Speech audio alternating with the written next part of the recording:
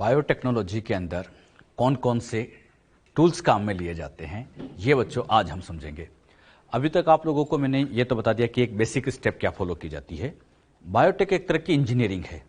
Engineering में भी कई चीज़ों को काटने के लिए, जोड़ने के लिए बहुत सारे टूल्स, उपकरणों की जरूरत पड़ती है। सेम बायोटेक के अंदर भी है। बायोटेक भी एक तरह की इंजीनियरिंग ही है, बस आनुवांशिक इंजीनियरिंग है तो इंजीनियरिंग ही। तो इसमें भी काटने के लिए, जोड़ने के लिए हमें कई सारे उपकरणों की जरूरत पड़ेगी। कौन कौन से उपकरण यहाँ पर काम में लिए जाते हैं, ये बच्चों आज हम सीखेंगे। बायोटेक्नोलॉजी के अंदर उपकरण कौन से काम में लिए गए, उसमें 4 कैटेगरी में इनको डिवाइड किया गया। इसमें बच्चों सबसे पहला आता है जैसे एंजाइम, सेकंड नंबर पे आता है संवाहक या वाहक डीएनए, जिसको हम वेक्टर डीएनए भी कह सकते हैं। अगले नंबर पे आता है वांछित जीन, डिजायर्ड जीन आप इसको कह सकते हो। और एक और आता है पोषी कोशिका, होस्ट सेल इसको कहते हैं।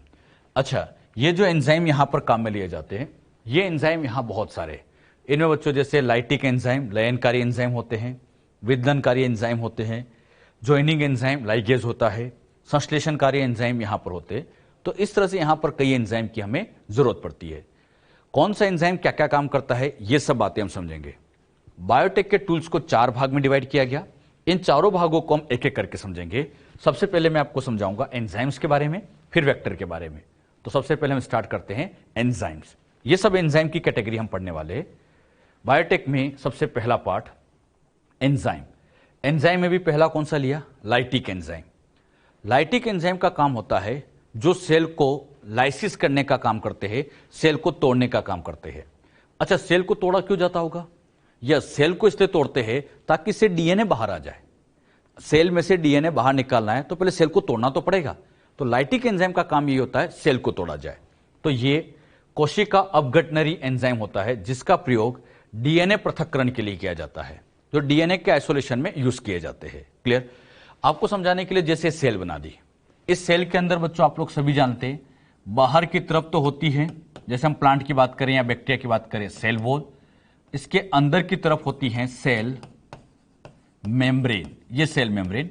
और ये बच्चों अंदर बैठा हुआ है डीएनए। अब बताओ, इसे डीएनए को बाहर निकालना है। तो डीएनए को बाहर निकालना है तो सेल वॉल तोड़नी पड़ेगी, सेल मेम्ब्रेन तोड़नी पड़ेगी, और तब तो डीएनए बाहर आएगा। तो डीएनए को बाहर निकालने के लिए किस किस को तोड़ना पड़ेगा? सेल वॉल, सेल मेम्ब्रेन, इन सबको तोड़ना पड़ता है। तो हमारा पहला काम यही है कि सेल को तोड़ा जाए, डीएनए बाहर निकाला जाए। अब बात आती है सेल को कौन से एंजाइम तोड़ते होंगे। सेल को तोड़ने के लिए पहला आता है सेल वॉल तोड़ने वाला एंजाइम लाइसोजाइम। लाइसोजाइम का काम होता है जीवाणु कोशिका भित्ति का पाचन। बैक्टीरिया की सेल वॉल को तोड़ने का काम करता है। अगर आपको बैक्टीरिया की सेल वॉल तोड़ना है तो लाइसोजाइम काम करे। अब बताना, प्लांट की सेल वॉल तोड़ना हो तो, प्लांट की सेल वॉल आप सभी जानते हैं सेल्यूलोज से बनी होती है, पैक्टिन से बनी होती है। सेल्यूलोज को तोड़ना है सेल्यूलेज एंजाइम, ये पादप कोशिका भित्ति का पाचन करेगा। अच्छा, एक और केमिकल होता है पैक्टिन, तो पैक्टिन को तोड़ना है तो पैक्टिनेज, ये भी पादप कोशिका भित्ति का पाचन करता है। फंगस की बात करें, कवकों की बात करें, कवक की सेल वॉल किसकी बनी होती है, बताओ सभी? हाँ, कवक की सेल वॉल बनी होती है काइटिन, और काइटिन को तोड़ना है तो काइटिनेज। काइटिनेज का काम कवक कोशिका भित्ति का पाचन। अच्छा, मुझे बताओ, एनिमल की सेल वॉल तोड़ना हो तो? अच्छा, एनिमल में सेल वॉल नहीं होती तो सेल मेम्ब्रेन तो होती है। हाँ, सेल मेम्ब्रेन तो फिर सबके अंदर है। तो सबके अंदर मेम्ब्रेन को तोड़ने के लिए हम यहां पर लाइपेज का यूज करते हैं।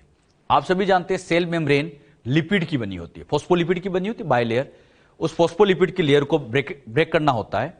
लिपिड को तोड़ने वाला लाइपेज एंजाइम जो कोशिका झिल्ली का पाचन करता है। अच्छा, यहां पे बच्चों मेम्ब्रेन को तोड़ना वैसे भी आसानी होता है। सेल वॉल तो हार्ड होती है, मेम्ब्रेन तो वैसे भी डेलिकेटेड होती है, आसानी से टूट जाती है। लेकिन फिर भी अगर आप एंजाइम यूज करना चाहते हैं, लाइपेज यूज कर सकते हैं। मान लीजिए बच्चों ये बैक्टीरिया की सेल है, सोच समझ के बताना। सबसे पहले हमें इसकी सेल वॉल को तोड़ना है, बताओ क्या डालें?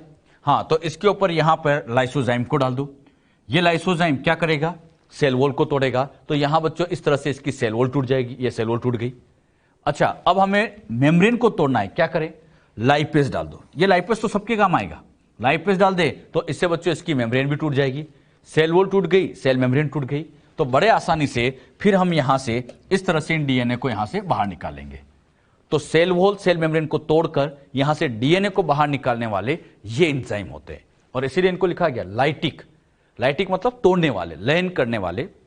ये लयनकारी एंजाइम होते हैं, लाइसिस कर देते हैं। ये सारे एंजाइम वेरी वेरी इंपॉर्टेंट है। आप लोगों को ये सब अच्छे से याद भी रखना है, स्टार लगा लेना बेटे ना। ये सारे इंपॉर्टेंट एंजाइम है, तो ये सब एंजाइम आपको याद होना चाहिए। इन एंजाइम से क्वेश्चन आ जाता है कौन सा एंजाइम कहां काम आता है। तो लाइसोजाइम बैक्टीरिया, सेल्यूलोज पेक्टिनेस प्लांट, काइटिनेस कवक के लिए, याद रहेगा ये। अच्छा, जो डीएनए बाहर आ गया, मान लीजिए ये डीएनए बाहर आ गया, तो अब इस डीएनए को तोड़ा जाए। इसने तो सेल को तोड़ दिया, अब डीएनए को तोड़ना है, तो डीएनए को क्लीव करने के लिए अगली कैटेगरी आती है, और वो आती है क्लीवेज एंजाइम, विदलनकारी एंजाइम। इन विदलनकारी एंजाइम का काम होता है डीएनए को कट करना। जैसे मान लीजिए बच्चों, आपको समझाने के लिए डीएनए बना दिया, अब इस डीएनए को तोड़ने वाले ये क्लीवेज एंजाइम होते हैं। क्लीवेज एंजाइम का काम, इन एंजाइम का उपयोग न्यूक्लिक अम्लों को तोड़ने के लिए किया जाता है। न्यूक्लिक अम्ल मतलब डीएनए आरएनए को। न्यूक्लिक अम्लों को तोड़ते हैं तो इन्हें न्यूक्लियस भी कहा जाता है, न्यूक्लियस भी होते हैं। ये विदलनकारी एंजाइम दो प्रकार के होते हैं। इसमें एक होता है एक्सोन्यूक्लियस, एक होता है एंडोन्यूक्लियस। तो एक्सोन्यूक्लियस, एंडोन्यूक्लियस, ऐसी बच्चों इसकी दो कैटेगरी है। एक्सोन्यूक्लियस, ये नाम पहले भी आया है, नाम से समझ में भी आ जाता है। वैसे डीएनए को कहां से काटना, एक्सो मतलब बाहर से। अगर बच्चों डीएनए को ऐसे बिल्कुल बाहर से क्लीव किया जाए, ऐसे बाहर से, यहां बाहर से अगर तोड़ा जाए, बिल्कुल एंड से तोड़ना हो, ऐसे एंड से तोड़ना हो, तो वो एंजाइम हो गया एक्सो।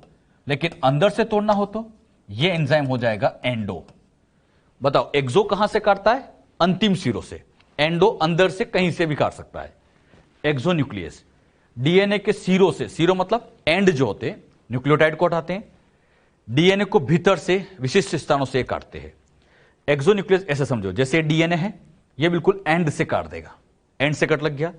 एंडोन्यूक्लियस क्या करेगा, बीच में से काट देगा, और जरूरी नहीं कि एकदम सेंटर से काटे, यहां से, यहां से, यहां से, कहीं से भी काट सकता है। सिरों के अलावा अंदर से ये कहीं से भी काट सकते हैं। एंडोन्यूक्लियस में एक नाम बड़ा फेमस होता है, और इसका उदाहरण है रेस्ट्रिक्शन एंडोन्यूक्लियस, जिसको हम शॉर्ट में आरई के नाम से भी जानते हैं। ये आरई बहुत बहुत इंपॉर्टेंट एंजाइम है। आरई के बारे में मैंने आपको कई बार कहा है कि इसको हम आगे समझेंगे।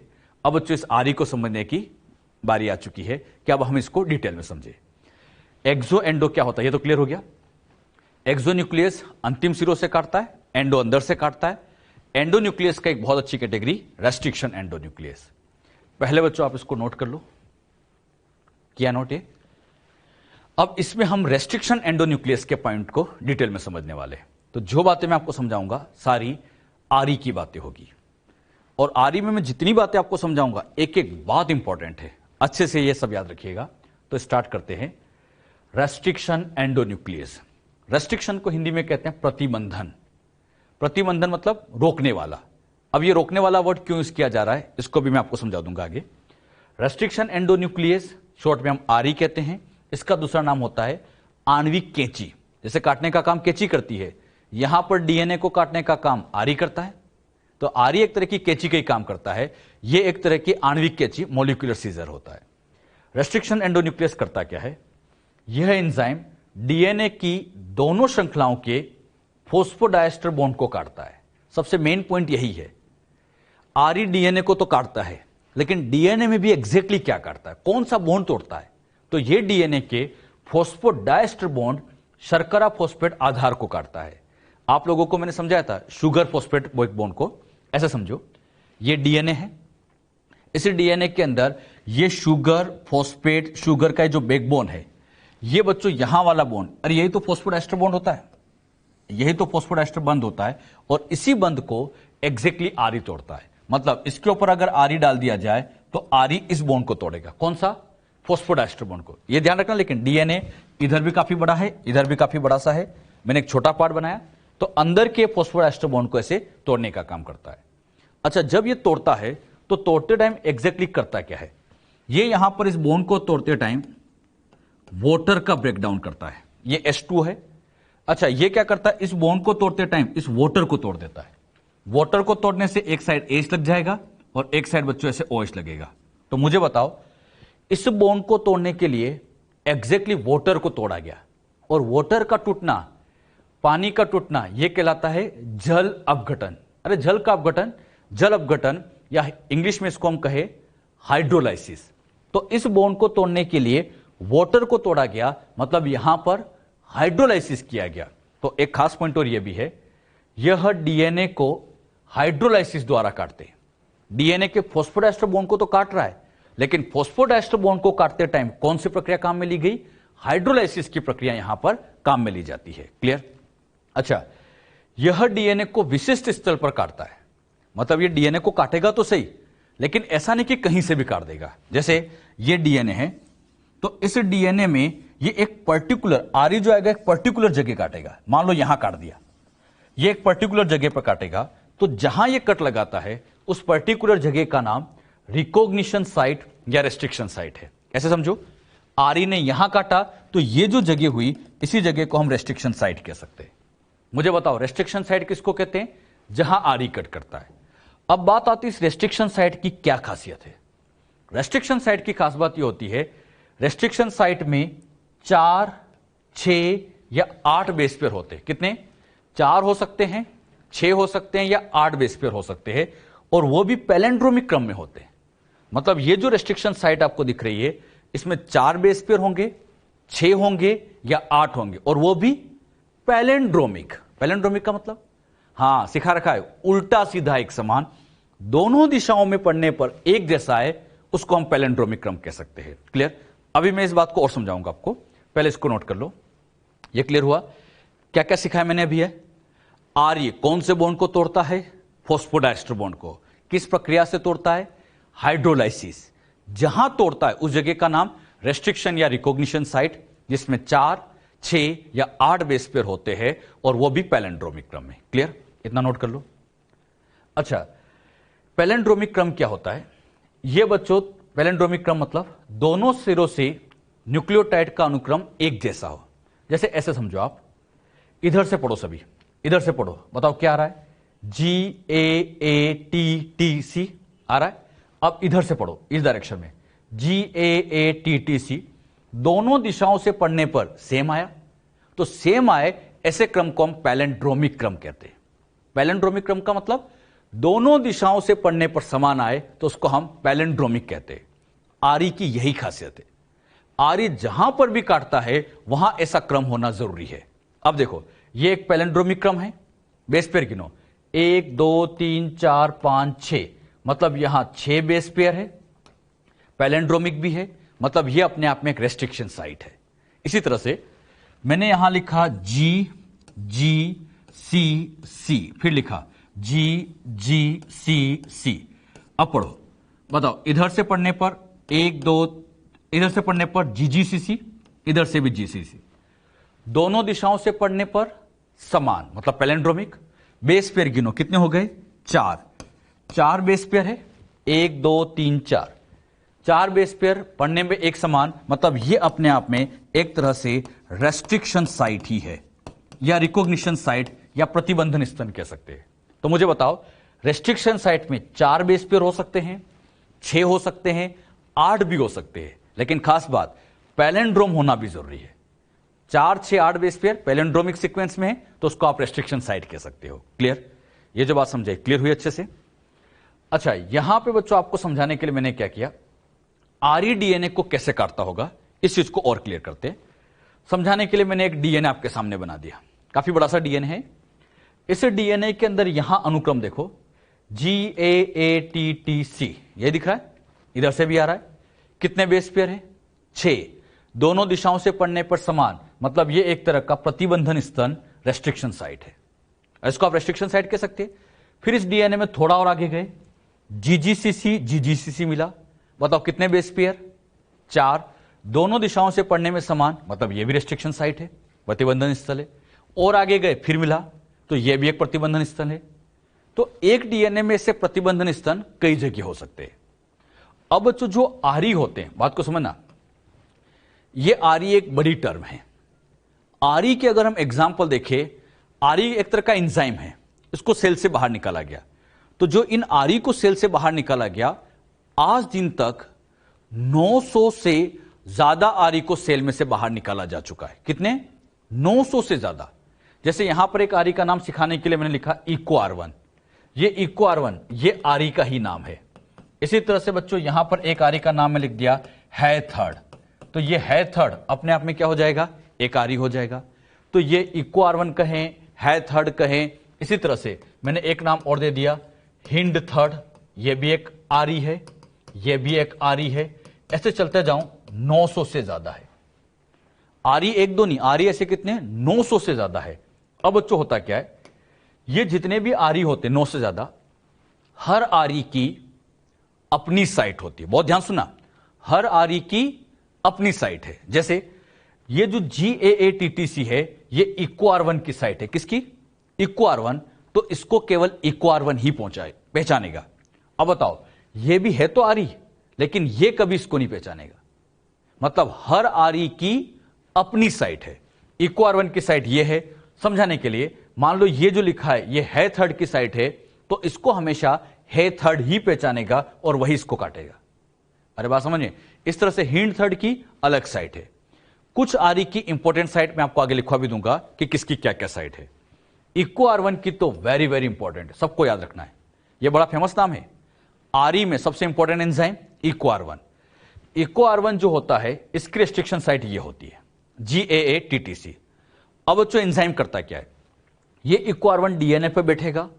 अब पूरे डीएनए को चेक करता है, पूरे डीएनए का परीक्षण करता है। जब वो पूरे डीएनए का निरीक्षण करेगा, तो जहां पर इसकी साइट होगी वहीं आके जुड़ेगा। मान लीजिए इसकी साइट यहां है तो यहां आके बैठ जाएगा। अच्छा, यहां नहीं है तो यहां नहीं बैठेगा, फिर ये आगे जाएगा, जहां साइट होगी वहां बैठता जाएगा। अच्छा, मान लीजिए जैसे यहां से गया, आगे गया, इसे इसकी साइड दिखी, और जैसे बच्चों इसे अपनी साइड दिखी, ये साइड दिखी, तो साइड दिखने के बाद अब ये यहां बैठने के बाद क्या करता है, इस G और A के बीच में यहां से कट लगाएगा।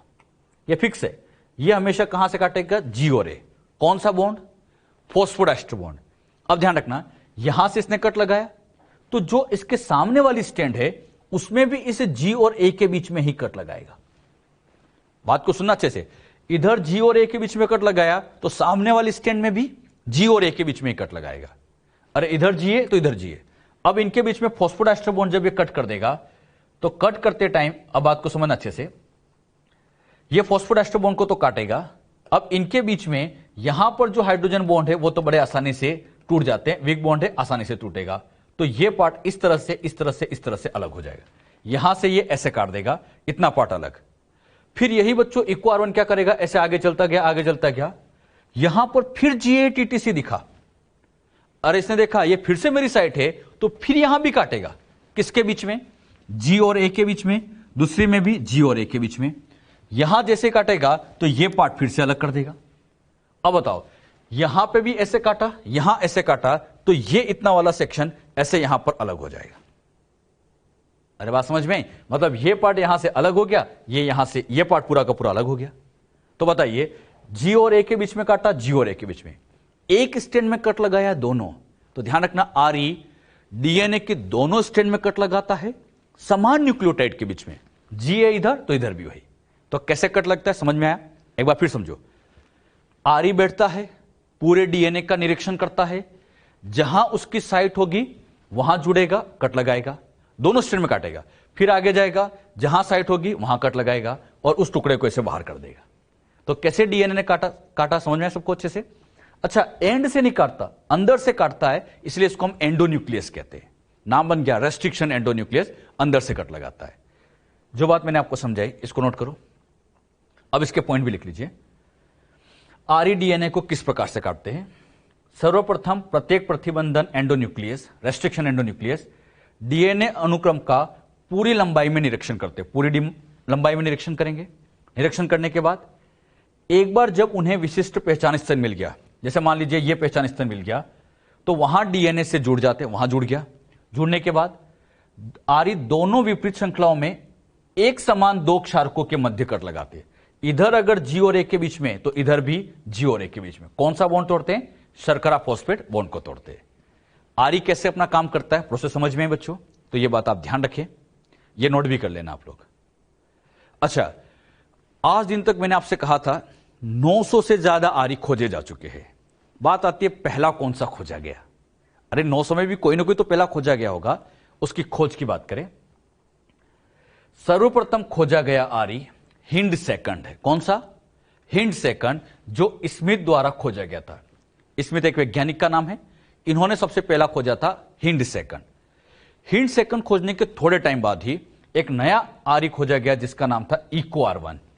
इस इको R1 की खोज में 3 वैज्ञानिक का योगदान है, स्मिथ, नेथन, अर्बर।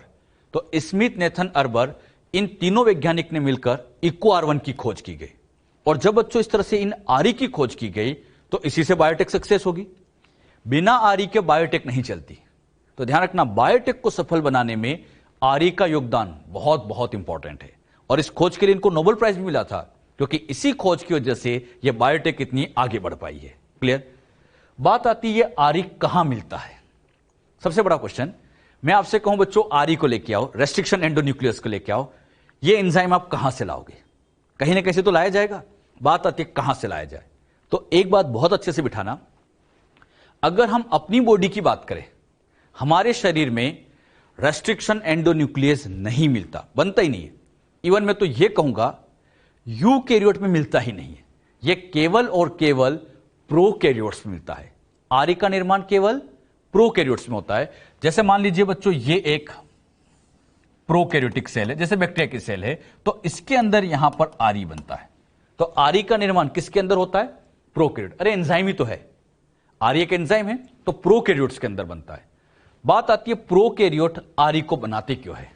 हां, इसलिए बनाते हैं ताकि ये अपने आप को वायरस से बचा सके। मतलब इस आर्य, यहां पे बच्चों सपोज करिए इसके ऊपर ये किसी वायरस ने अटैक कर दिया, ये वायरस ने अटैक कर दिया, ये वायरस का डीएनए आ गया, तो इस वायरस से बचने के लिए ये आर्य काम आते हैं। तो आर्य का कार्य वायरस से अपने आप को बचाने के लिए, जीवाणु भोजियों से अपने आप को बचाने के लिए प्रोकैरियोट के अंदर, बैक्टीरिया के अंदर इसका निर्माण होता है। अच्छा, इस वायरस से बचाने में आर्य का तो रोल है, एक एंजाइम और इसमें मदद करता है, मिथाइलेज। तो 2 एंजाइम यहां पर काम आते हैं। पॉइंट को नोट करते हैं। रेस्ट्रिक्शन एंडोन्यूक्लियस जीवाणु में पाया जाता है, केवल बैक्टीरिया में मिलता है, प्रोकैरियोट्स में मिलता है। क्यों मिलता है? जीवाणु में जीवाणु भोजी की वृद्धि के लिए 2 एंजाइम जिम्मेदार है। अच्छा, इस वायरस की वृद्धि को रोकने के लिए 2 एंजाइम हैं। इसमें पहला आता है मिथाइलेज, रेस्ट्रिक्शन एंडोन्यूक्लियस। मिथाइलेज का काम तो डीएनए में मिथाइल समूह को जोड़ना है और यह डीएनए को काटता है। अच्छा, इनके कैसे कैसे वर्किंग होती होगी, इस बात को और मैं अच्छे से आपको क्लियर करूंगा। अभी मुझे इतना बताओ, आर्य क्या अपनी कोशिका में बनता है, मानव की? नहीं, केवल बैक्टीरिया में। क्यों बनता है? वायरस से बचाने के लिए यह आर्य बनाया जाता है। कैसे बचाते हैं उस बात को और अच्छे समझते हैं। इतना नोट कर लिया? आपको समझाने के लिए यह बच्चों मैंने यहां पर एक जीवाणु कोशिका को बनाया, ई कोलाई मान लीजिए, ई कोलाई बैक्टीरिया को बनाया, और यह यहां पर सिखाने के लिए मैंने लिख भी दिया बैक्टीरियल डीएनए। ये जो डीएनए यहां पर है किसका है बच्चों? बैक्टीरिया का बैक्टीरियल डीएनए है। अब इस बैक्टीरिया के ऊपर यह किसी वायरस ने अटैक कर दिया। बैक्टीरिया के ऊपर किसका अटैक हो गया? वायरस, जीवाणु भोजी का अटैक हुआ। अब यह वायरस क्या करता है? सबसे पहले अपना डीएनए बैक्टीरिया के अंदर डालता है। वायरस ने अपना डीएनए कहां डाल दिया? बैक्टीरिया के अंदर। अब ये जो डीएनए है इसको मैं लिख सकता हूं वायरल डीएनए। ये जो वायरल डीएनए आया है, ये वायरस का डीएनए बैक्टीरिया की सेल को अपने कंट्रोल में करता है और अपनी नंबर बढ़ाता है। वायरस कहां नंबर बढ़ाता है? बैक्टीरिया के अंदर अपनी खुद की नंबर बढ़ाता है। अच्छा, यहां जब वायरस की नंबर बढ़ने लग जाती है तो इससे बैक्टीरिया की सेल को बहुत नुकसान होता है, क्योंकि इसका साइटोप्लाज्म सब वायरस यूज कर रहे हैं। अच्छा, ये वायरस आते हैं, बैक्टीरिया को नुकसान करते हैं। अच्छा, ऐसा हर बार होता है, वायरस आता है, बैक्टीरिया को नुकसान करता है। अब बच्चों, जब ये वायरस बार बार अटैक कर रहे हैं तो इस बैक्टीरिया ने भी सोचा कि क्यों ना इस वायरस से लड़ाई की जाए। अरे, अपने अंदर कोई दूसरा पार्टिकल आ रहा है तो उससे बचने के लिए क्यों ना लड़ाई की जाए। इसी सोच के साथ इन्होंने बच्चों अपने डीएनए से, अपनी जीन से यहां बना दिया एंजाइम। मतलब आरएनए बनाया, प्रोटीन बनाया, एंजाइम बनाया। अच्छा, ये एंजाइम किसकी सेल में बना? ई कोलाई की सेल में। तो इस एंजाइम का नाम दे दिया इको R1। अरे, ई कोलाई में बना तो एंजाइम का नाम इको R1 बन गया। तो बैक्टीरिया की जीन से ऐसे इको R1 बन गया। यहां पर ये जीन से बच्चों ये ऐसे इको R1 बन गया। अब ये जो इको R1 था, इस इको R1 ने वायरस के डीएनए पर, ये जो वायरस का डीएनए, इस वायरस के डीएनए पर जहां पर भी GAATTC देखा, वहां पे जाके इसने ऐसे कट लगाया, GATTC पे कट लगाया। अच्छा, कट लगाते ही ये वायरस का डीएनए यहां से टूट गया और इसे टुकड़ों टुकड़ों में हो गया। मुझे बताओ, वायरस का डीएनए यहां पर टूट गया, किसने तोड़ा? इस एंजाइम ने। अच्छा एक बात बता ना, वायरस का डीएनए अगर टूट गया, ये वायरस का डीएनए टूट गया है, तो अब यहां वायरस वृद्धि नहीं कर पाएगा। अरे जब उसका डीएनए ही खत्म हो गया तो वृद्धि कैसे करेगा? तो मुझे बताओ, इस एंजाइम ने वायरस की वृद्धि को बढ़ाया या रोका? वायरस की वृद्धि को रोक रहा है, उसकी वृद्धि को प्रतिबंधित कर रहा है, रेस्ट्रिक्ट कर रहा है, इसलिए इस एंजाइम को कहा गया रेस्ट्रिक्शन। रेस्ट्रिक्शन मतलब प्रतिबंधन करने वाला, उसको रोकने वाला। ये बीच में से काटता है, बीच में से काटता है तो एक नाम और जोड़ दिया, एंडोन्यूक्लियस, तो पूरा नाम बन गया रेस्ट्रिक्शन एंडोन्यूक्लियस। क्यों इसको रेस्ट्रिक्शन एंडोन्यूक्लियस कहते हैं, समझ में आ रहा है? ये रेस्ट्रिक्शन का मतलब क्या है? हाँ, रेस्ट्रिक्शन का मतलब रोकना, प्रतिबंधन मतलब प्रतिबंध कर लगाना, रोकना। बताओ किसकी वृद्धि को रोकता है? वायरस की। तो ये वायरस की वृद्धि को रोकने वाला है। एंडोन्यूक्लियस क्यों कहा? बीच से काटता है, तो बीच से काटता है इसलिए एंडोन्यूक्लियस, वायरस की वृद्धि को रोक देता, नाम बन गया रेस्ट्रिक्शन एंडोन्यूक्लियस। समझ में आया? अच्छा एक बात दिमाग लगाओ, यह बैक्टीरिया का डीएनए है, इस बैक्टीरिया के डीएनए पर भी तो GAATTC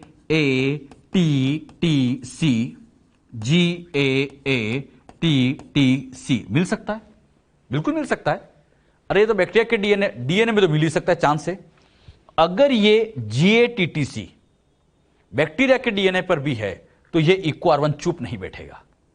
इस इको R1 को तो GATTC से मतलब है, अब वो अपने डीएनए पे हो किसी के भी डीएनए, मतलब नहीं इसको। जैसे इस इको R1 ने GATTC को बैठा तो ये यहां पहुंचा, मतलब खुद के डीएनए को काटने पहुंचा। और अगर इसने खुद के डीएनए को काट दिया तो ये बैक्टीरिया ही मर जाएगा। तो इसका मतलब यहां पर इको R1 जा रहा है अपने खुद के डीएनए को काटने, और ये खुद के डीएनए को काट देगा तब तो बहुत गड़बड़ हो जाएगी। सेल बड़ी समझदार है, सेल को पता है कि ये एंजाइम अपने खुद के डीएनए को भी उड़ा सकता है, खुद के डीएनए को भी कट लगा सकता है। तो सेल ने यहां बहुत बड़ी समझदारी दिखाई। उसने समझदारी क्या दिखाई? एक एंजाइम और यहां बना रखा था, मिथाइलेज। उस मिथाइलेज ने क्या किया? इस एंजाइम से बचाने के लिए यहां एक मिथाइल ग्रुप जोड़ दिया, यहां मिथाइल ग्रुप जोड़ दिया। बताओ कौन सा ग्रुप जोड़ दिया? मिथाइल। मिथाइल ग्रुप जुड़ने से यह हल्का सा चेंज हो गया, और चेंज हो गया तो यह एंजाइम अब इसको पहचान नहीं पाएगा। एंजाइम बहुत ज्यादा स्पेसिफिक होते, विशिष्ट होते, तो मिथाइल लग गया तो यह मॉडिफाइड हो गया, और मॉडिफाइड हो गया तो यह एंजाइम अब खुद के डीएनए पे अटैक नहीं कर पाता। तो मुझे बताओ, इस इको R1 ने वायरस को तो उड़ा दिया, लेकिन खुद के डीएनए पे अटैक क्यों नहीं किया? यस, खुद के डीएनए पर अपने आप को अटैक इसलिए नहीं कर पाया क्योंकि मिथाइलेज ने यहां मिथाइल लगा दिया। अगर ये मिथाइल नहीं होता तब तो गड़बड़ हो जाती, खुद के डीएनए को भी काट देता। अरे कुछ समझ में आया? बहुत इंपॉर्टेंट हमने डिस्कवरी समझी। क्या सीखा? आरी का निर्माण बैक्टीरिया में होता है। बताओ क्यों? यस, वायरस से बचने के लिए। इस वायरस से बचने के लिए, वायरस की वृद्धि को रोकने के लिए किया जाता है। खुद के डीएनए को क्यों नहीं काटते? यस, खुद के डीएनए को इसलिए नहीं काटते क्योंकि जहां रेस्ट्रिक्शन साइट होती है वहां मिथाइल लगा लेते हैं, और इस मिथाइल से खुद की साइट को कट होने से रोक लेते हैं। जो बात यहां समझाई, क्लियर हुई बच्चों? ये बना भी लो आप लोग। और रेस्ट्रिक्शन का मतलब समझ में आया? वायरस की वृद्धि को रोकने वाला, प्रतिबंध लगाने वाला उस पर। जो बातें मैंने आपको समझाई इसी को अब हम नोट भी कर लेते हैं। आरी जीवाणु मतलब बैक्टीरिया से प्राप्त होते हैं। आरी बैक्टीरिया के सुरक्षा तंत्र का हिस्सा है। सुरक्षा तंत्र मतलब डिफेंस का हिस्सा होता है। किससे सुरक्षा प्रदान करता है? वायरस से। यह वायरस के विरुद्ध सुरक्षा प्रदान करते हैं। अच्छा, आरी स्वयं अपने डीएनए को कभी नहीं काटता। खुद के डीएनए को क्यों नहीं काटता? क्योंकि उनके प्रतिबंधन स्थल मिथाइलेज के द्वारा या मिथाइलेशन के द्वारा रूपांतरित हो जाते हैं। क्लियर? यह यूकैरियोट में कभी नहीं मिलता, अपनी सेल में कभी नहीं मिलता। ऐसा क्वेश्चन घुमा के पूछेंगे, मानव में कभी कभी आरी मिलता होगा? अरे कभी नहीं, केवल बैक्टीरिया में मिलता है। हमारे अंदर सुरक्षा में दूसरे तरीके हैं। आरी अपने अंदर सुरक्षा नहीं करता, अपने दूसरे तरीके होते हैं। एक खास लाइन और, वर्तमान में 900 से अधिक आरी को 213 बैक्टीरियल स्ट्रेन से पृथक किया जा चुका है। मतलब आज दिन तक 900 से ज्यादा आरी 230 बैक्टीरिया से बाहर निकाले जा चुके। इसको ऐसे समझो, ये बच्चों जैसे सिखाने के लिए मैंने लिखा bacterial cell, bacterial cell, bacterial cell, ऐसे 1 2 चलते गए ऐसे 230 है, ये 230 है। अब इन बैक्टीरिया के अंदर यहां पर बनता था आरी, इसके अंदर आरी। अब दिमाग लगाना, एक बैक्टीरिया से एक आरी बनता, इससे दूसरा आरी बनता, इससे तीसरा मिलता, तो बताओ 230 से तो 230 आरी मिलते, लेकिन मैंने तो कहा 230 से 900 मिले। इससे आप क्या सीखे? हां, इससे हम ये सीखे कि एक बैक्टीरिया में एक से ज्यादा आरी मिल सकते हैं। एक बैक्टीरिया में एक से ज्यादा आरी मिल सकते हैं, तभी तो 230 से ऐसे कितने मिल गए? 900 से ज्यादा। अरे बात समझ में? तो एक बैक्टीरिया में एक से ज्यादा आरी का निर्माण होता है। अच्छा, एक वर्ड यहां लिखा होता प्रभेद, इंग्लिश में लिखो तो स्ट्रेन। स्ट्रेन का मतलब होता है जिनमें हल्का सा डिफरेंस होता है, हल्का सा जिसमें डिफरेंस आ जाता है उसको हम स्ट्रेन कह सकते हैं। सब कुछ सेम हो, जैसे दो बैक्टीरिया है सेम है, उनमें हल्का सा डिफरेंस है। जैसे हमने स्ट्रेप्टोकोकस न्यूमोनिया, उसके दो स्ट्रेन होते हैं ना, एस स्ट्रेन आर स्ट्रेन, तो सेम बैक्टीरिया हल्का सा अंतर है तो उसको हम कह सकते हैं प्रभेद। तो 230 बैक्टीरियल प्रभेद से 900 से ज्यादा पृथक किए गए हैं। ये जो पॉइंट मैंने आपको यहां बताया, समझ में आया सबको अच्छे से? कैसे बच्चों यहां पर आरी की खोज की गई और क्यों खोज की गई, ये मैंने आपको बता दिया। काटने की विधि, आरी कैसे डीएनए को काटता होगा, यह बात हम समझे। आरी जब डीएनए को काटता है तो काटते टाइम ये दो तरह से कट लगा सकता है। एक तो होता है बच्चों ओब्लिक, तिरछा कट इसको हम कह सकते हैं, और एक होता है सीधा कट। दो तरह की कट लगाते हैं आरी, एक ओब्लिक कट लगाते हैं और एक सीधा कट लगाते हैं। पहले मैं ओब्लिक या तिरछा कट समझाता हूं। इस विधि में आरी पैलिंड्रोमिक अनुक्रम के मध्य से थोड़ी दूरी पर कट लगाते हैं, मध्य नहीं, मध्य से थोड़ी दूरी पर कट करने का काम करते हैं। यह चिपचिपा सिरा स्टिक एंड उत्पन्न करते हैं। कौन से एंड बनाते हैं? Stick and. स्टिक एंड क्या होता है सिखाता हूं मैं भी आपको। Example Eco R one. Eco R one की साइट सबको याद है, और ये तो याद कर ही लेना, क्या साइट है? GAATTC, GATTC। अब बच्चों होता क्या है, यहां पर ये जो इको आर वन इसको काटेगा, तो मैंने सिखाया था आप लोग को, इस G और A के बीच में काटेगा, और इधर भी G और A के बीच में। अब बताओ यहां बेस पेयर गिनो, 1 2 3 4 5 6, पैलिंड्रोमिक में 6 बेस पेयर है। अब बताओ ये 6 है तो ये तो हो गया 3 और ये हो गया 3। मैं कह सकता हूं ये इसका मध्य भाग है, ये मध्य भाग है। अब बताओ आरी ने मध्य से काटा या मध्य से थोड़ी दूर पर? मध्य से थोड़ी दूर पे कट लगाता है, मध्य से नहीं काटता, मध्य से थोड़ी दूर पे कट लगाते। तो यहां मध्य से थोड़ी दूर पे मतलब यहां पर इस जगह पर इस तरह से यहां पर इसने कट लगाया। अच्छा, इसमें भी यहां पे जब कट लगा तो G और A के बीच में, इधर भी G और A के बीच में कट लगेगा। अच्छा, अब इनके बीच के ये जो हाइड्रोजन बॉन्ड है, ये तो वीक बॉन्ड होते हैं, अपने आप टूट जाते हैं। इधर के फॉस्फोडाइस्टर ऐसे यहां पे टूटेगा। अच्छा, जब टूटेगा तो टूटने के बाद ये कुछ ऐसा बनेगा, G के सामने C, G के सामने C, TTA ये आ गया, और ये इतना सेक्शन यहां अलग कर दो, मतलब AATTC G वाला पार्ट अलग हो गया, ये यहां ऐसे यहां अलग हो गया। अच्छा, जब ये कट लगा तो कट लगते टाइम देखने में ऐसा लगता है जैसे बच्चों यहां पर ऐसे तिरछा टाइप का कुछ बना रखा है, ऐसा लग रहा है ऐसे तिरछा लग गया है, तो इसलिए इस कट का नाम दिया गया तिरछा कट, इंग्लिश में कहें ओब्लिक कट। तो इको आर वन मध्य से नहीं काटता, मध्य से थोड़ी दूरी पे कट लगाता है, और दूरी पे कट लगने की वजह से इसमें ऐसा तिरछा कट लगता है। अरे बात समझ में? एक बात बताना, अब इधर बच्चों T है, इधर A है, इधर T इधर A, दोनों एक दूसरे के पूरक है। इधर T इधर A पूरक, AT पूरक, AT पूरक, मतलब ये भाग एक दूसरे के पूरक है। अगर मैं इस भाग को वापस इसके ऊपर लाऊं तो ये तो वापस आसानी से चिपक जाएगा, मतलब ये सिंगल स्टैंड भाग, ये सिंगल स्टैंड भाग एक दूसरे के पूरक बने तो ये आसानी से चिपक जाते, और चिपकते हैं तो इसीलिए इनको कहा गया स्टिकी एंड। स्टिकी हिंदी में कहें चिपचिपे सिरे, तो ये यहां पर चिपचिपे सिरे उत्पन्न होते। इस सिरे को क्या कहेंगे बच्चों? चिपचिपा सिरा, स्टिकी एंड कह सकते हैं, ओवरहैंग इसको कह सकते हैं। मतलब ये डबल स्टैंड, इसके ऊपर ये हैंग किया हुआ है, अलग से लग रहा हो ऐसा अपीयर होता है, तो ये ओवरहैंग पार्ट होता है। तो मुझे बताओ इको आर वन मध्य से काटता या थोड़ी दूरी? थोड़ी दूरी से। दूरी से काटने की वजह से देखने में तिरछा जैसा लगता है, इसलिए इसको हम तिरछा कट कहते हैं, और तिरछा कट लगने की वजह से हमेशा यहां पर स्टिक एंड बनते हैं। क्वेश्चन ऐसे पूछेंगे इको आर वन कौन सा एंड प्रोड्यूस करता है? तो तिरछा। समझ में आया सबको अच्छे से? काटने की विधि में पहला तो आ गया तिरछा कट, इसी में ही अगला आता है स्ट्रेट या सीधा कट। सीधा कट मतलब एकदम सीधा स्ट्रेट कट लगेगा, मिडिल से काटा जाएगा। इस विधि में आरी पैलेंड्रोमिक अनुक्रम के मध्य से काटता है। इससे बच्चों यहां कुंद सिरा ब्लंट एंड उत्पन्न करते हैं। एग्जाम्पल समझो, अच्छा समझ में आएगा। समाफस्ट, यह भी एक आरी है। मैंने कहा ना आरी 900 से ज्यादा है, तो उसमें एक नाम समाफस्ट का भी होता है। इसकी साइट होती है सीसीसी जीजीजी, नीचे भी सीसीसी जीजीजी। अब बच्चों समाफस्ट क्या करता है, इसमें 1 2 3 4 5 6 बेस पेयर है। कितने हैं? 6। कट लगाते टाइम ये 3 और ये 3, ये समाफस्ट हमेशा ऐसे यहां पर कट लगाएगा, मतलब बीच में। अरे 3 इधर हो गए, 3 उधर हो गए, मध्य से काट रहा है, और मध्य से इधर भी ऐसे काटेगा, सेम जी और सी के बीच में।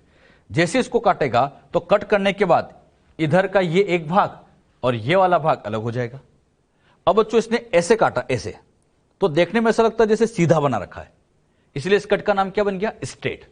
अब बताओ, इधर पूरा डबल है, इधर पूरा डबल है, यहां सिंगल स्टैंड एंड कहां आया?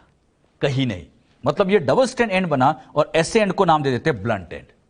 तो समाफस्ट ने क्या किया, एकदम मध्य से काटा, और मध्य से काटने की वजह से जो सिरे बनते हैं, ऐसे सिरे को हम ब्लंट एंड नाम दे देते हैं। उसको क्या कहा था? स्टिकी एंड, और इसको ब्लंट एंड। तो 2 तरह के एंड बायोटेक में बनते हैं आरी के काटने पर, एक होते हैं स्टिकी, एक ब्लंट। अगर मध्य से काटे तो ब्लंट एंड बनेंगे, तिरछा काटे तो इससे हमेशा चिपचिपे या स्टिक एंड बनते हैं। अब आप बताओ, बायोटेक में कौन से एंजाइम ज्यादा बढ़िया होगा, जो तिरछा कट लगाए या सीधा? हां, जो तिरछा लगाए, क्योंकि बायोटेक में आगे डीएनए को जोड़ना भी है, और जोड़ने के लिए ये इतने अच्छे नहीं है, जोड़ने के लिए स्टिकी वाले बढ़िया है। यानी बायोटेक में उन एंजाइम को हम प्रायिकता देते हैं जो हमेशा तिरछा कट लगाते हैं, और उसके लिए बेस्ट नाम क्या था? इक्वार1। बात समझ में? तो याद रखना, काटने की विधि 2 तरह की, या तो तिरछा या सीधा। समझ में आया सबको अच्छे से यहां तक? हाँ, ये नोट कर लो। अभी बायोटेक्नोलॉजी के अंदर बच्चों हम आरी के बारे में समझ रहे थे। आरी में ही आरी का नोमेनक्लेचर कैसे किया जाता है, उसका नामकरण कैसे दिया जाता है, इसके बारे में हम समझने वाले हैं।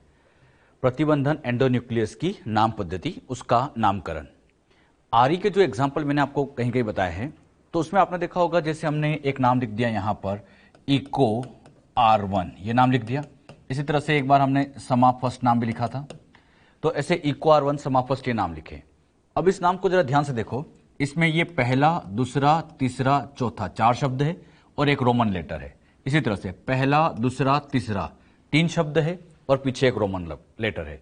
तो आप यहां पे ध्यान से देखोगे, आरी के नामकरण में या तो 3 शब्द होंगे या 4 शब्द होंगे, और पीछे की तरफ लगा होगा कोई ना कोई रोमन नंबर। ये बच्चों खास बात है, 3 या 4 शब्द का बना होगा, पीछे रोमन नंबर यहां पर जोड़ दिया जाता है। तो आरी के नोमेनक्लेचर में इसमें 3 या 4 अक्षर होते हैं, एक रोमन संख्या सम्मिलित होती है। अब इनमें से ये जो प्रथम अक्षर है, ये क्या कहना चाहता है? फर्स्ट लेटर क्या कहना चाहता है? प्रथम अक्षर जीवाणु के जीनस को दर्शाता है। हमें पता है आरी बैक्टीरिया से निकालते हैं, तो जो बैक्टीरिया हम लेने वाले हैं, जिस बैक्टीरिया से हम इसको निकालने वाले हैं, उस बैक्टीरिया का ये जीनस को दर्शाता है कि उसका जीनस क्या है। क्लियर? अगले नंबर पे आता है द्वितीय और तृतीय अक्षर, मतलब इसकी बात करें, द्वितीय और तृतीय अक्षर, सेकंड और थर्ड लेटर, यहां पर यह दर्शाता है जीवाणु की जाति। ये उस बैक्टीरिया के जीनस को है, ये उसकी जाति को दर्शाता है, जिससे हम उस आरी को बाहर निकालने वाले हैं। क्लियर? अगले नंबर पे आता है चौथा लेटर। यह चौथा शब्द, चतुर्थ अक्षर, जीवाणु के प्रभेद को दर्शाता है। जीवाणु के प्रभेद का मतलब यह होता है कि बैक्टीरिया की कौन सी स्ट्रेन ली गई है। बैक्टीरिया की अलग अलग स्ट्रेन होती है, तो कौन सी स्ट्रेन से लिया गया है वो यहां दर्शाता है। लेकिन यह स्ट्रेन लिखना आवश्यक नहीं होता है, मतलब इसके बिना भी काम चल सकता है। और आप देख रहे हैं यहां चौथा लेटर है ही नहीं, मतलब ये लेटर वैकल्पिक है। वैकल्पिक का मतलब इसके बिना भी काम चल सकता है, ये इतना आवश्यक लेटर नहीं होता है। क्लियर? अब बात आती है पीछे जो रोमन नंबर लिखते हैं, ये क्या दर्शाता है? रोमन संख्या, वह क्रम जिसमें एंजाइम जीवाणु से पृथक किया गया। बैक्टीरिया से किस क्रम में इसको पृथक किया गया, उसके क्रम को यह दर्शाता है। जैसे बच्चों ऐसे एग्जाम्पल से हम समझते हैं। एक एग्जाम्पल लिया ECOR1, इको R1। इस इको R1 में ये तो हो गया पहला शब्द, ये दूसरा, ये तीसरा, ये चौथा, और ये रोमन संख्या। अब इसमें ये जो पहला शब्द होता है, ये वंश वंश मतलब जीनस को दर्शाता है, जैसे यहां जीनस क्या है, स्टीरिया है। इसी तरह से CO दूसरा और तीसरा शब्द ये जाति को दर्शाता है, स्पीशीज को दर्शाता है, जैसे यहां जाति क्या थी, कोलाई। इसी तरह से ये R जो है ये प्रभेद को दर्शाता है, स्ट्रेन को। अच्छा, इको R1 जिस बैक्टीरिया से निकाला गया उसका नाम था RY13 स्ट्रेन। तो आप लोग ये स्ट्रेन याद भी रखना बेटे, ये इंपॉर्टेंट भी है। इको R1 को जिस बैक्टीरिया से निकाला गया था उसमें कौन सी स्ट्रेन काम में ली गई थी, तो याद रखना RY13 स्ट्रेन ली गई। अब ये जो पीछे फर्स्ट लगा रखा है, ये फर्स्ट दर्शाता है रोमन संख्या, जीवाणु से पृथक किया जाने वाला प्रथम एंजाइम। मतलब इस बैक्टीरिया से पहली बार इसको बाहर निकाला गया था, फर्स्ट टाइम निकाला गया, तो इसीलिए उसको कहा गया रोमन नंबर में फर्स्ट, कि पहली बार आइसोलेट हुआ। फर्स्ट नंबर पे आइसोलेट हुआ तो फर्स्ट, बाद में एक आरी और आइसोलेट हुआ तो उसको हम सेकंड नाम दे देते हैं। कैसे नाम देते हैं अभी वो भी क्लियर करूंगा। जो बात यहां पर अभी इतनी समझाई, क्लियर हुई? अब बताना कौन सा अक्षर आवश्यक नहीं होता, फोर्थ लेटर। चतुर्थ अक्षर यह वैकल्पिक होता है, इसके बिना भी काम चल सकता है। जब भी आपसे पूछे पहला लेटर तो क्या बताओगे, जीनस, दूसरा तीसरा स्पीशीज, R मतलब चौथा लेटर स्ट्रेन, और ये ऑर्डर ऑफ आइसोलेशन पृथक्करण के क्रम को दर्शाता है, खोज का क्रम नहीं, पृथक्करण का क्रम, कि बैक्टीरिया से इसे किस क्रम में पृथक किया गया। तो ध्यान रखना, इसको हाईलाइट कर लेना बेटा, पृथक किया जाने वाला क्रम या पृथक किया जाने वाला एंजाइम, किस क्रम में इसको पृथक किया गया है, ये नोट कर लीजिए आप लोग। हाँ, एक एग्जांपल से अब मैं इसको और क्लियर करता हूं। आपके सामने ये मैंने एक बैक्टीरिया को ड्रॉ किया है, ये बैक्टीरिया है हीमोफिलस इन्फ्लुएंजा, बैक्टीरिया का नाम हीमोफिलस इन्फ्लुएंजा। इसकी यहां पर दो स्ट्रेन है, एक होती है RF स्ट्रेन और दूसरी होती है RD स्ट्रेन। अब बताना, यहां पर जो बैक्टीरिया मैंने ड्रॉ किया है ये एग्जैक्टली RD वाला है। इस बैक्टीरिया के दो प्रभेद थे, मतलब दो रूप थे, RF RD, लेकिन जो हमने बनाया ये RD वाला बनाया, RF वाला नहीं बनाया। क्लियर?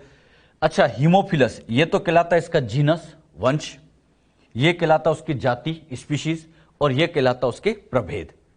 अब इस बैक्टीरिया की सेल के अंदर यहां पे मान लीजिए कोई ऐसी जीन लगी हुई थी, इस जीन से ये RE बना, यहां से वही RNA बना, प्रोटीन बना, एंजाइम बना, RE बना। अब इस RE को यहां से बाहर निकालेंगे। अब मुझे इस RE का नाम देना है, सोच समझ के देना। अगर हम इस RE का नाम देना चाहते हैं, बताओ, नाम देने के लिए 3 या 4 शब्द यूज करेंगे। पहला शब्द कहां से लाए, क्या बताया था, पहला शब्द उसके जीनस। बताओ जीनस में क्या है, H, तो इसका मतलब यह बन जाएगा पहला शब्द, तो पहला शब्द यहां पे आ जाएगा H। बताओ H कहां से लिया, वंश या जीनस से ले लिया। अब बताओ दूसरा तीसरा शब्द कहां से ले, हां जाति से, मतलब जाति से यहां से ये दूसरा और तीसरा शब्द यहां से ले लेंगे, तो दूसरा तीसरा आ जाएगा IN, तो ये बन गया IN। H कहां से आया, जीनस से, IN कहां से आया, स्पीशीज से। अब बताओ चौथा शब्द कहां से ले, हां प्रभेद से। अब इसकी प्रभेद को ध्यान दो, यहां पर प्रभेद में R तो कॉमन है, R तो कॉमन है। अगर मैं R लिख दूंगा तो कंफ्यूज हो जाएंगे कि ये प्रभेद या ये प्रभेद, तो हम फिर इसका अगला लेटर, यहां पर क्या लिखा हुआ है D, तो ये D का यूज करेंगे। ये बच्चों यहां पर इसका हो जाएगा चौथा लेटर, तो चौथा लेटर आ गया D, तो नाम बन गया हिंड। ये हिंड नाम कैसे बना, समझ आए बच्चों? अच्छा, D कहां से लिया, प्रभेद से ले लिया। अब इस बैक्टीरिया से ये RE पहली बार निकाला गया, पहली बार निकाला गया तो फर्स्ट लगा दिया, तो ये पूरा नाम बन गया हिंड फर्स्ट। ये फर्स्ट क्या है, पृथक्करण का क्रम, कि ये पहली बार पृथक किया गया। एक बात मैंने आपको ये सिखाई थी, एक बैक्टीरिया में एक से ज्यादा RE का निर्माण होता है। एक बैक्टीरिया में कोई एक RE नहीं बनते, एक से ज्यादा RE का निर्माण किया जाता है। मान लीजिए इसके अंदर एक RE और बन गया, अब इस RE का नाम देना है, कैसे देंगे, वही पहला लेटर H लेंगे, दूसरा IN ले लेंगे, यहां से चौथा लेटर D ले लेंगे, हिंड बन गया। अब ये बाद में पृथक किया गया तो सेकंड लगा देंगे। अरे एक बैक्टीरिया में कई RE बनते हैं, ये बाद में पृथक हुआ तो सेकंड, पृथक किया गया बाद में। मान लीजिए इसके अंदर एक RE का और निर्माण हो गया, अब इस RE का नाम देना है, बताओ कैसे दे। पहला लेटर H आ गया, पहला लेटर H आ गया, दूसरा जाति से ले लेंगे IN, दूसरा तीसरा जाति से आ गया, प्रभेद से D आ गया, बाद में आइसोलेट हुआ, सेकंड के बाद आइसोलेट हुआ तो हिंड थर्ड बन गया। तो मुझे बताओ ये फर्स्ट सेकंड थर्ड क्या दर्शा रहा है, हां पृथक्करण का क्रम। ये पृथक्करण के क्रम आइसोलेशन के क्रम को दर्शाता है, खोज का क्रम नहीं। अच्छा, एक यहां बच्चों को कंफ्यूजन आता है, मान लीजिए मैं इसको नाम दे देता हूं A और इसको नाम दे देता हूं B, सिखाने के लिए A B नाम दे देता हूं। अब बच्चों स्मिथ साइंटिस्ट ने सेल के अंदर इन सब में से पहली बार इसको देखा गया, ये सबसे पहले देखा गया, तो इसको तो यहां पे लिखा गया प्रथम खोजा गया, ये प्रथम खोजा गया। अच्छा, प्रथम खोजा क्यों गया? स्मिथ साहब ने सेल के अंदर पहली बार इसको देखा था, तो पहली बार देखा तो प्रथम खोजा गया, लेकिन इसका पृथक्करण बाद में हुआ था, और बाद में हुआ तो इसलिए इसको सेकंड लिखा गया। बच्चों के दिमाग में ये आता है कि सर पहले खोजा गया है तो हिंड फर्स्ट पहला खोजा होना चाहिए, नहीं, यहां पर ये सेकंड पृथक्करण के क्रम को कहा जाता है। हां ठीक है, खोजा पहली बार गया, लेकिन हम ये फर्स्ट सेकंड क्या बताते हैं? पृथक्करण का क्रम, और इसका पृथक्करण बाद में हुआ, पहले ये पृथक हुआ, बाद में ये पृथक हुआ। मेरा क्वेश्चन ढंग से आंसर देना, ए और बी में से कौन पहले खोजा गया? तो खोजा गया तो बी, मतलब हिंड सेकंड। फिर सेकंड क्यों लगाया? हां इसलिए लगाया क्योंकि पहले यह पृथक हुआ, इसका पृथक्करण तो बाद में हुआ, इसलिए इसको हिंड सेकंड लिखा गया। बात समझ में? तो यहां पे बच्चों को एक डाउट भी आता है, यह भी अच्छे से अपने को क्लियर होना चाहिए। जो बात यहां समझाई क्लियर हुई अच्छे से, चाहे तो आप इसको नोट भी कर लीजिए। क्लियर? आरी के अंदर बच्चों मैंने आपको समझाया था 900 से ज्यादा आरी होते, बहुत सारे आरी होते। अब बच्चों इतने सारे आरी है तो सबकी हमें रेस्ट्रिक्शन साइट तो याद नहीं होती, लेकिन कुछ इंपॉर्टेंट आरी की मैं आपको रेस्ट्रिक्शन साइट समझाने जा रहा हूं। यहां पर इंपॉर्टेंट आरी उनकी क्या साइट है, स्टिकी एंड देगा या ब्लंट एंड, ये बच्चों आप लोगों को अच्छे से याद भी रखना है। सबसे पहले यहां पर नंबर 1 पे ले लेते हैं इको R1। इको R1 में साइट GAATTC, बताओ क्या साइट है? GAATTC। अब यहां पर जब ये कट लगाता है तो इस G और A के बीच में, इधर भी G और A के बीच में, अब बताना मध्य से काट रहा है या थोड़ी दूर से? मध्य से थोड़ी दूर पे कट लगा रहा है, मतलब तिरछा काटेगा, और तिरछा काटेगा तो इसका मतलब ये स्टिकी एंड दे देगा। और ये याद रखना है, eco R1 sticky and produce करता है। इको R1 क्या प्रोड्यूस करता है? इको R1, और इसकी ये साइट वेरी वेरी इंपॉर्टेंट। सारे बच्चों को ये साइट अच्छे से आना चाहिए। किसी को नींद में उठा के पूछा जाए इको R1 की साइट, तो नींद में ही GAATTC, तो इस तरह से इसको याद रखना बेटे। सेकंड नंबर पे आता है और वो आता है हिंड थर्ड। हिंड थर्ड की जो साइट आती है AAGCTT, फिर से इधर से भी AAGCTT।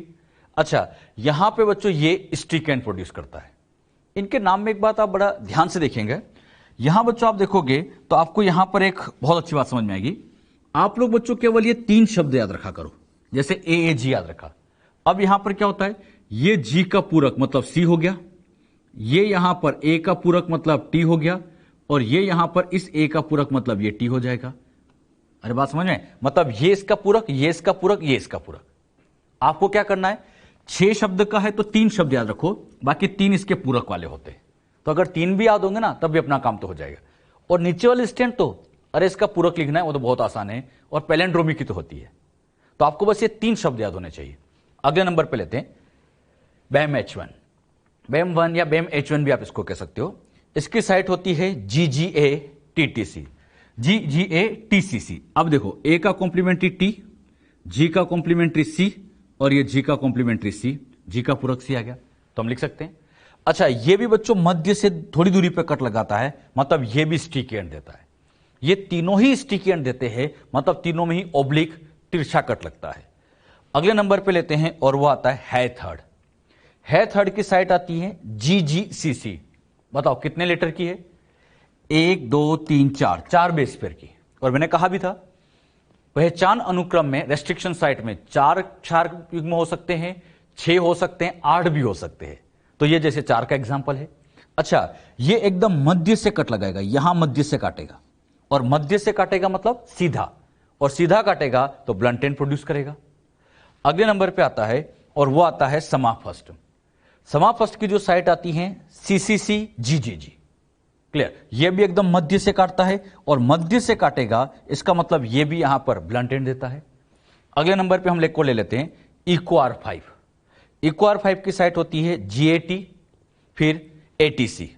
अच्छा, ये भी बिल्कुल मध्य से काटता है, और मध्य से काटेगा मतलब ब्लंट एंड प्रोड्यूस करेगा। मैंने आपको यहां पर टोटल 6 नेम बताए, 6 आरी के नाम बताए, उसमें से 3 स्टिकी एंड वाले हो गए और 3 ब्लंट एंड वाले हो गए। बात समझ में? एक बार तो बच्चों नीट में क्वेश्चन ऐसे पूछा गया था, निम्न में से कौन सा ब्लंट सिरा प्रोड्यूस करते हैं? उसमें से 1, 2, 3 और ये 4 ऑप्शन दे रखा था। तो इको R5 कौन सा एंड प्रोड्यूस करता है? Blunt and. इनमें सबसे इंपॉर्टेंट फर्स्ट वाला है। ये तो बहुत अच्छे से मैं कहूंगा याद होना चाहिए। ये याद हो जाए तो ठीक है, हाँ, लेकिन ये जरूर याद करना कौन स्टिकी देता है, कौन ब्लंट देता है, ये इंपॉर्टेंट है, ये अच्छे से याद रखो।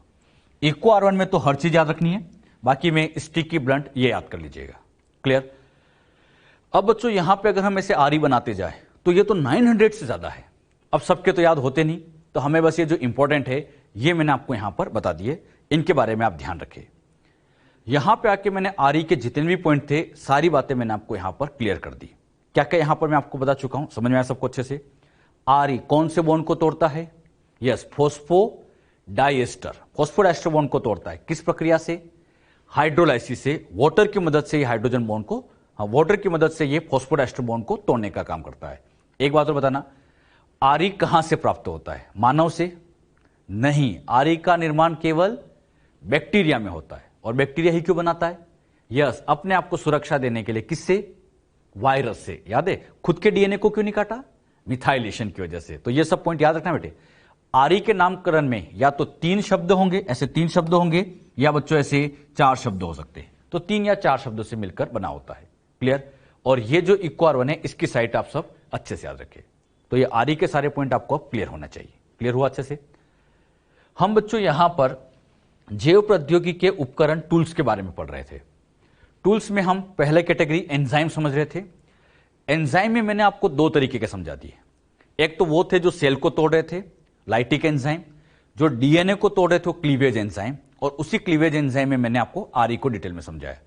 अब इन्हीं टूल्स में अगला टूल्स ले लेते हैं और वो आता है ज्वाइनिंग एंजाइम। मतलब एंजाइम पढ़ रहे थे, एंजाइम की ही अगली कैटेगरी ज्वाइनिंग एंजाइम। ये तो आप सभी जानते हैं, सिखाने की जरूरत नहीं मुझे। ज्वाइनिंग मतलब चिपकाने वाला। अच्छा, चिपकाने वाला एंजाइम कौन सा होता है? DNA ligase. तो DNA लाइगेज होगा। इसे हम मॉलिक्यूलर ग्लू के नाम से भी कहते हैं।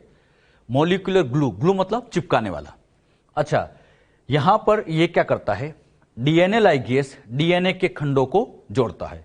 ऐसे समझो, इस DNA के अंदर मान लो यहां पर कोई गैप है, ऐसे गैप बनी हुई है। अब इस गैप को भरना है तो इस DNA लाइगेज को यहां लगा दो, तो DNA लाइगेज इस गैप को भर देगा। यानी जैसे DNA लाइगेज लगाएंगे, ये जो गैप आपको दिख रही है ये भर गई। तो गैप को जब भी भरना हो, 2 न्यूक्लियोटाइड को चिपकाना हो, हमेशा याद रखना लाइगेज एंजाइम, ये इंपॉर्टेंट है। तो लाइगेज का काम भी आप सबको आना चाहिए। मान लीजिए बच्चों यहां पर ये एक वेक्टर है, ये डिजायर्ड जीन है, इन दोनों को चिपकाना है तो लाइगेज लगा दो, और लाइगेज इन दोनों को आप देखो यहां चिपका देता है। तो जब भी 2 DNA को चिपकाना हो, याद रखना लाइगेज एंजाइम सबसे बेस्ट एंजाइम है। क्लियर? इसको बना भी लो आप लोग फटाफट। लाइगेज ये भी इंपॉर्टेंट एंजाइम है। इसी में ही अगली कैटेगरी आती है संश्लेषी एंजाइम, इंग्लिश में कहूं सिंथेटिक एंजाइम, संश्लेषण करने वाले एंजाइम। संश्लेषी एंजाइम में जैसे DNA पॉलीमरेज, जो कुछ ना कुछ संश्लेषण करेंगे। DNA का संश्लेषण, RNA का संश्लेषण। DNA का संश्लेषण करने वाला DNA पॉलीमरेज, ये DNA से DNA का संश्लेषण करता है, आप जानते भी हैं। DNA से DNA बनाना है तो DNA पॉलीमरेज को लगा दो, DNA पॉलीमरेज नया DNA बना देगा। अब बताना RNA पॉलीमरेज क्या करता है? हाँ, DNA से RNA का निर्माण करता है। पूरा नाम दे तो DNA dependent RNA polymerase, DNA पर निर्भर RNA पॉलीमरेज। ये DNA, इससे RNA बनाना है तो इस एंजाइम को लगा दो, और ये एंजाइम DNA से RNA का निर्माण कर देगा। क्लियर? इसी तरह से अगला आता है रिवर्स ट्रांसक्रिप्टेज। ये मैं नहीं बताऊंगा। हाँ, रिवर्स ट्रांसक्रिप्टेज उल्टा काम करता है, RNA से DNA का निर्माण करता है। तो यहां पे बच्चों ये RNA, इससे जो DNA बनेगा, इसको बनाने के लिए रिवर्स ट्रांसक्रिप्टेज काम में लेते हैं। और ये भी सिखाया था, RNA से जो DNA बनता है, ऐसे DNA को स्पेशली हम cDNA कह देते हैं। C मतलब कॉम्प्लीमेंट्री DNA कह देते हैं। तो ये cDNA का निर्माण। बायोटेक के अंदर हमें cDNA बनाने की भी जरूरत पड़ती है, तो रिवर्स ट्रांसक्रिप्टेज का भी रोल है। तो बायोटेक में DNA polymerase, RNA polymerase, reverse transcriptase, इन सब की मदद लेनी पड़ती है। ये सब कुछ ना कुछ संश्लेषण कर रहे हैं, इसलिए इन सबको मिला के कहा जाता है संश्लेषी एंजाइम। तो कभी आपसे पूछे क्या बायोटेक में रिवर्स ट्रांसक्रिप्टेज का रोल है? यस, रोल है, क्योंकि हमें कभी कभी यहां RNA से DNA भी बनाना पड़ सकता है। कब बनाना पड़ेगा आगे बताऊंगा मैं आपको, कहां जरूरत पड़ सकती है। ये नोट कर लिया। अगली कैटेगरी लेते हैं एल्केलाइन फॉस्फेटेज, ये क्या करता है? यह एंजाइम डीएनए के 5' सिरे से फॉस्फेट को हटाता है, 5' एंड से फॉस्फेट को हटाता है और इस प्रकार प्लाज्मिड को या डीएनए को पुनः वृत्त बनाने से रोकता है, यानी पुनः वृत्ताकार होने से रोकता है। इसको बच्चों आप ऐसे समझो, ये बच्चों प्लाज्मिड आप जानते हो सर्कुलर होता है, डबल स्ट्रैंड सर्कुलर है। इसके ऊपर यहां पर एक एंजाइम मिला दिया, समझाने के लिए डाल दिया आरई, रेस्ट्रिक्शन एंडोन्यूक्लियस।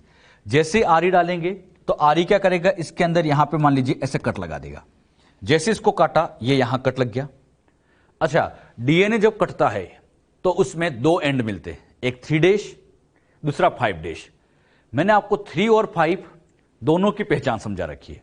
आप लोग जानते हैं अगर OH फ्री है तो 3' है और अगर फॉस्फेट फ्री है तो 5'। अच्छा, इधर 3' है तो सामने वाला फॉस्फेट होगा, मतलब 5', इधर 5' तो यहां OH होगा 3'। आरई जब भी काटेगा तो इसे 3-5 ऐसे एंड बना देगा। अब यहां पर एक चांस ये होता है, अब बच्चों यहां चांस ये है कि जैसे आरई ने इसको काटा, एक चांस ये था कि इधर का P इधर का OH, इधर का P इधर का OH वापस जुड़ सकता है। हां, बिल्कुल जुड़ सकता है। अच्छा, अगर ये बच्चों वापस जुड़ गया तो ये पुनः वृत्ताकार हो जाएगा, ये पुनः वापस वृत्ताकार हो गया। तो जैसे कटा वापस जुड़ गया तो पुनः वृत्ताकार हो गया, और पुनः वृत्ताकार हो गया तो नई जीन जोड़ने में दिक्कत आ जाती है। तो इसीलिए क्या करते हैं, इसको पुनः वृत्ताकार बनाने से रोकने के लिए इसके ऊपर कभी कभी एल्केलाइन फॉस्फेटेज डाल दिया जाता है। अब ये एल्केलाइन फॉस्फेटेज क्या करेगा, 5' एंड से फॉस्फेट हटा देगा। ध्यान से देखो, इस 5' एंड पर यहां पर फॉस्फेट नहीं है, 5' एंड से किसको हटा दिया, फॉस्फेट। इधर से भी 5' के फॉस्फेट को यहां हटा दिया। अब सोचो जरा, इधर फॉस्फेट नहीं है तो ये आपस में जुड़ ही नहीं सकते, क्योंकि फॉस्फोडाइस्टर बॉन्ड बनेगा ही नहीं, फॉस्फेट ही नहीं है। इधर भी फॉस्फेट नहीं है तो बॉन्ड नहीं बनेगा, और जब बॉन्ड नहीं बनेगा तो ये पुनः वृत्ताकार नहीं हो सकता। तो 5' से फॉस्फेट हटाने का फायदा क्या है, पुनः वृत्ताकार होने से रोकने के लिए इस एल्केलाइन फॉस्फेटेज का यूज किया जाता है। अच्छा, एल्केलाइन फॉस्फेटेज नहीं डालते तो ये वापस जुड़ सकता था। तो कभी कभी प्लाज्मिड को कट करके आप चाहते ऐसा ही रहे, वापस जुड़े ना, तो एल्केलाइन फॉस्फेटेज का भी बायोटेक में यूज करते। अच्छा, मान लीजिए इसके साथ फिर वांछनीय जीन जोड़नी है तो फिर एक एंजाइम डाल के यहां पे बच्चों पहले फॉस्फेट बनवाते हैं और फिर डिजायर्ड जीन को जोड़ा जाता है। बात समझ में? तो ध्यान रखना, अगर हम चाहते कि प्लाज्मिड एज सच रहे, कट फॉर्म में ही रहे, तो फिर एल्केलाइन फॉस्फेटेज डाल दिया जाता है ताकि वो पुनः वृत्ताकार होने से बच जाए। जो बात यहां पर समझाई, क्लियर सबको अच्छे से? तो ये बच्चों आप लोग नोट भी कर लीजिएगा, ये नोट कर लो। डायग्राम चाहे तो बना लो इसको, क्लियर? अभी तक बच्चों हमने बायोटेक के अंदर एंजाइम्स के बारे में समझा। टूल्स की पहली कैटेगरी एंजाइम, वो मैंने आपको सारे समझा दिए। तो एंजाइम के बारे में यहां तक हम समझ चुके हैं।